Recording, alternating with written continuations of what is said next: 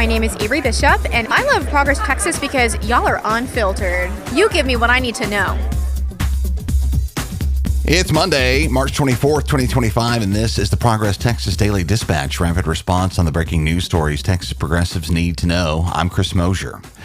A busy week at the Capitol starts with All In for Equality Day, which is happening today in Austin, and much of the Monday morning news centers on the wide range of bills currently being navigated through those choppy political waters in Austin, fast-tracking through the Senate to approval last week legislation that would extend the state's ban on diversity, equity, and inclusion initiatives to K-12 public schools. Jaden Edison and Pavan Acharya at the Texas Tribune say Senator Boris Miles of Houston decried the bill as the further demonization of DEI, which, let's face it, has more or less devolved into a crass mainstream expression of racial disdain, and predicted that it will exacerbate the racial inequalities already ubiquitous in our public schools without offering any credible solutions. Senator Miles said in the Senate, quote, "You're going to force these kids to conform, and if the achievement gaps for minority students widen, you look back to this bill as the start. I refuse to accept the narrative. Minority students have borne the brunt of the assault," unquote. Party line approval for SB 12, 2211, and it's off to the House. At the same time, in the Texas Senate, there's SB 37, which Senator Brandon Creighton of Conroe has issued in the latest escalation against academic freedom on our state college campuses.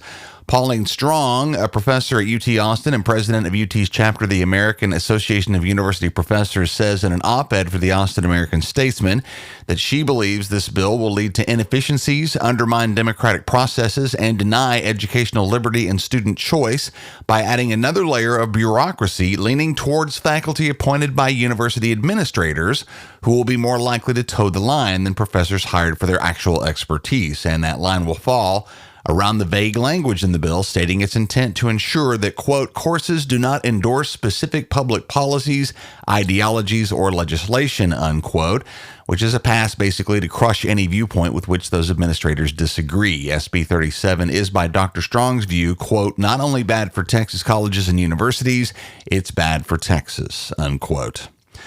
A potential opportunity for actual, reasonable, and bipartisan clarity on the near-blanket abortion ban in Texas that has unnecessarily taken several lives and threatened many more in the midst of failed pregnancies that doctors are now cowed out of properly handling, according to their medical training, for fear of prosecution. Olivia Aldridge at KUT in Austin writes on Senate Bill 31, a.k.a. the Life of the Mother Act, which the Texas Medical Association has had a hand in drafting. Its advocates say it will codify that Texas doctors do not have to delay or withhold an abortion procedure or other medical treatment if such a delay would increase the pregnant woman's risk of death or impairment. Advocates for the full restoration of reproductive freedom in Texas consider it a baby step, but doctors across Texas appear to consider it a needed modification. That is, if in fact the educational components the bill calls for are actually implemented. KUT talked to Dr. Julie Ayala, an OBGYN in Tyler, who notes that about a third of our state's doctors say their understanding of the Texas abortion ban is unclear. She says, quote, "I think without comprehensive education, there are at least a third of physicians that won't even know that there have been further clarifications, that there have been exceptions made, and that they will keep practicing in fear," unquote. Fear can be difficult to uproot once it's been planted and has taken hold.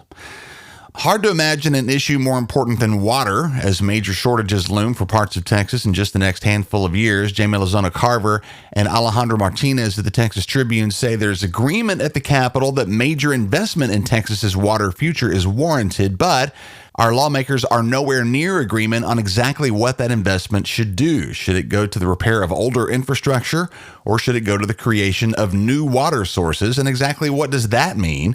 Those options are daunting to say the least, including desalination of seawater and brackish groundwater, a difficult, energy-intensive, and environmentally questionable process, or the treatment of produced water from oil and gas production. As we've told you, that stuff is truly nasty, full of chemicals and fracking byproducts, some of which are actually proprietary to individual petroleum companies and not widely understood by environmental scientists.